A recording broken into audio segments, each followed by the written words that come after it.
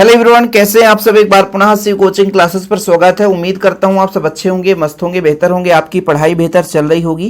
Class 11th chemistry में chapter 3 चल रहा बच्चों, जिसमें हम आज बात करेंगे आक्सीकरण संख्या किसे कहते हैं या आक्सीकरण अवस्था कैसे निकाला जाता है। हमारे पास कोई यौगिक है, उसमें किसी भी एलिमेंट्स का या किसी तत्व का आक्सीकरण संख्या कैसे निकालते हैं, उस पर हम चर्चा करेंगे। लेकिन बच्चों, यदि आप लोग 11th क्लास के केमिस्ट्री का नोट्स लेना चाहते हैं तो आप लोग मेरा कॉन्टैक्ट नंबर नोट कर लो, 96 85 29 91 49। व्हाट्सएप में आप लोग जानकारी प्राप्त कर सकते हैं और अपनी प्रॉपर रूप से तैयारी कर सकते हैं बच्चों, क्योंकि हैंड रिटन नोट्स दिए जाते हैं। जो पढ़ाया जाता है वही चीज नोट्स में अवेलेबल कराया जाता है। और आज के इस लेक्चर में आप आक्सीकरण संख्या निकालना सीख भी जाएंगे। ये वास्तविक रूप से आक्सीकरण संख्या है क्या बच्चों। संयोजकता और आक्सीकरण संख्या में अंतर होता है। आक्सीकरण संख्या ये है कि यदि किसी भी परमाणु का आक्सीकरण हो रहा है तब उस पर कितना आवेश आया, वो आवेश की संख्या वो आक्सीकरण अवस्था या आक्सीकरण संख्या कहलाती है। इसके पहले मैंने संयोजकता पर भी एक लेक्चर प्रोवाइड किया था, उम्मीद करता हूं आप लोग देखे होंगे, जिसमें संयोजकता में मैंने ये बताया था कि कोई भी परमाणु कितने हाइड्रोजन परमाणु को जोड़ सकता है या हैलोजन परमाणु को जोड़ सकता है, उसकी संख्या वो संयोजकता कहलाती है। कोई भी परमाणु कितने हैलोजन परमाणु को या कितने हाइड्रोजन परमाणु को जोड़ती है, वो उसकी संयोजकता कहलाती है।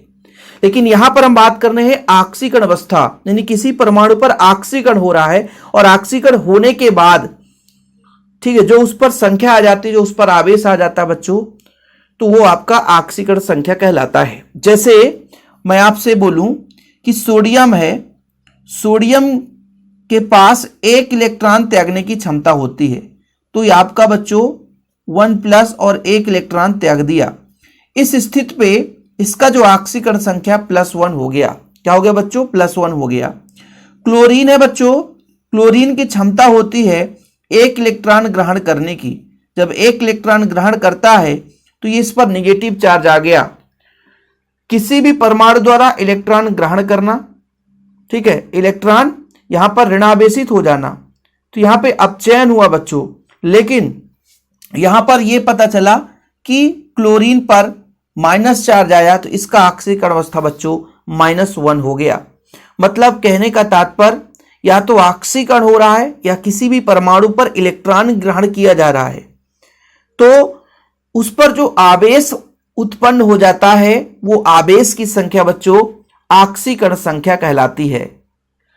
अब आपको लगेगा कि यहां पर जो क्लोरीन है सर, उस पर तो आक्सीकरण नहीं हो रहा है। क्लोरीन पर अपचयन होता है, लेकिन वो किसी को आक्सीकृत किया होगा, तभी इस क्लोरीन पर माइनस चार्ज आता है। आक्सीकरण अवस्था यही है बच्चों कि आक्सीकरण कहीं पर हो रहा है, फलस्वरूप उससे जो चार्ज उत्पन्न हो रहा है वो आपका बच्चों क्या कहलाएगा? आक्सीकरण संख्या। ऐसे कई एग्जांपल्स आपको मैं बताऊंगा ताकि आपको समझ में आ जाए। जैसे मान लीजिए ऑक्सीजन होता बच्चों, और ये किस आधार पर होता है? सोडियम के बाह्यतम कोश में 1 इलेक्ट्रॉन होता है बच्चों, तो 1 इलेक्ट्रॉन देने की क्षमता आसानी से, इसलिए +1 आक्सीकरण अवस्था दर्शाता है। जैसे हम हाइड्रोजन की बात करें बच्चों, लिथियम की बात करें, सोडियम की बात करें, पोटेशियम की बात करें, इनमें सब में +1 होता है। क्या होता है बच्चों? +1, क्योंकि इनमें सब में बाह्यतम कोश में 1 इलेक्ट्रॉन है, तो आसानी से 1 इलेक्ट्रॉन देने की क्षमता रखता है। ऐसे हम बात करते हैं बच्चों दूसरे समूह की। जब दूसरे समूह में बात करते हैं तो आपका बेरिलियम है, मैग्नीशियम है, कैल्शियम है, स्ट्रांसियम है, बेरियम है बच्चों, और आपका रेडियम है। इनमें सब में +2 आक्सीकरण अवस्था होता है। क्यों? क्योंकि इनके बाह्यतम कोश में 2 इलेक्ट्रॉन होते हैं, तो आसानी से 2 इलेक्ट्रॉन त्याग करके +2 आक्सीकरण अवस्था बनाता है। ऐसे जब हम 16वें समूह के बारे में बात करते हैं बच्चों, ऑक्सीजन हो गया, सल्फर हो गया, सेलेनियम हो गया, और बच्चों आप लोग पढ़ेंगे टेल्यूरियम हो गया। इनके बाह्यतम कोश में 6 इलेक्ट्रॉन होते हैं। अष्टक पूरा करने के लिए 2 इलेक्ट्रॉन ग्रहण करते हैं, इसलिए इस पर बच्चों -2 चार्ज आता है, तो इनकी आक्सीकरण अवस्था लगभग -2 होती है। ऐसे आप लोग 13वें समूह के बारे में बात करेंगे।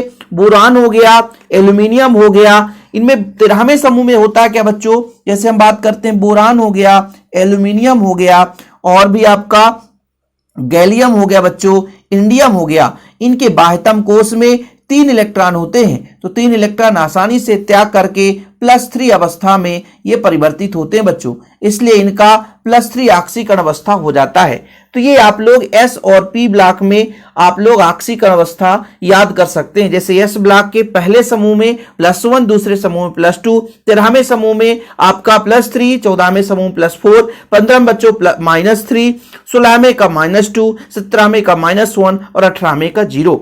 इस आधार पर आप किसी भी यौगिक का भी बच्चों ऑक्सीकरण संख्या निकाल सकते हो। जैसे हम कोई भी ऑक्सीकरण संख्या निकालना चाहें किसी यौगिक में से तो आप आसानी से निकाल पाओगे।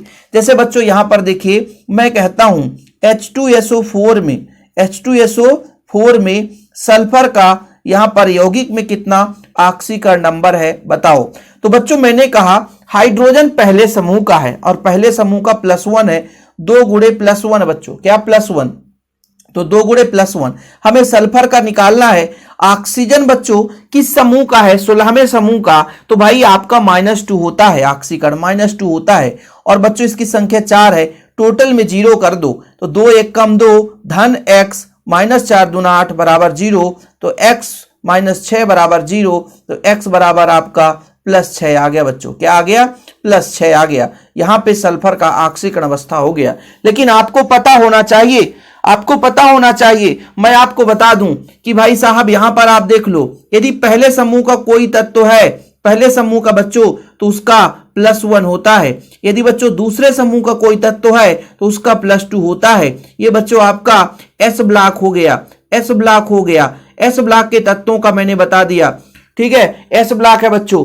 यदि यहां पे P ब्लॉक की बात करते हैं बच्चों, P ब्लॉक में 13वें समूह में तो +3 होता है, 14वें समूह में बच्चों, 14वें समूह में +4 होता है, और 15 में फिर घटते जाएगा -3, फिर 16वें समूह के तत्वों का -2, 17वें समूह के तत्वों का -1, और जब 18वें समूह में जाएंगे बच्चों तो 0 हो जाएगा। बस इतना यदि आपको पता है तो आप किसी भी यौगिक का ऑक्सीकरण संख्या निकाल लोगे।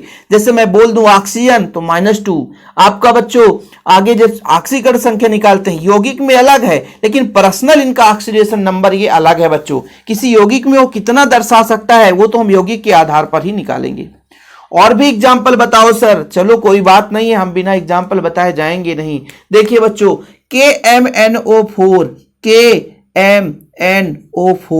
में Mn का बच्चों बताना है, में Mn का बताना है। चलो कोई बात नहीं, पोटेशियम पहले समूह का तो +1 सर, मैग्नीज X हो जाएगा, ऑक्सीजन 4 है तो -2 हो जाएगा, इक्वल में 0 करो तो +1 + x, 4 दूना 8 बराबर 0, 8 में घटा दो तो 7 बराबर 0, x बराबर +7। जी हाँ बच्चों, यहां पर Mn का ऑक्सीकरण संख्या आ गया। ठीक है, कोई दिक्कत तो नहीं है। चलो अब बताओ सर, इसका बता दो, इसका भाई किसका, Na2S2O3 में सल्फर का। बहुत आसान है, कैसे, सोडियम पहले समूह का है तो 2 × +1 2 है बच्चों।